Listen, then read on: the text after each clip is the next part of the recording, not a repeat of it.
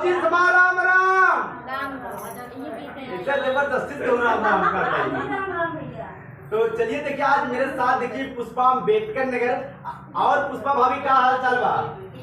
आज ये मेला माऊ मंगलवार के दिन और कैसे लगा था? आज का आपके हस्बैंड भी आए हैं? अच्छा तो आज क्या सुनाएंगी भाभी आप? आज सुनाओ भाभी, जोर जोर से चलाएं।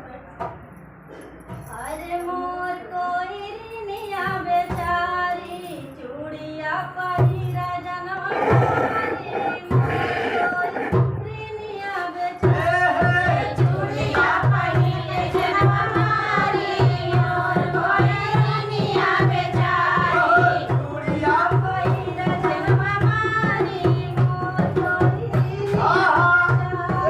चूड़िया पहिरे जनवारी, मोर कोई रिनिया बेचारी, मोर कोई रिनिया के छोटे छोटे हाथवा, मोर कोई रिनिया के छोटे छोटे हाथवा, मोर कोई रिनिया के छोटे छोटे हाथवा, मोर कोई रिनिया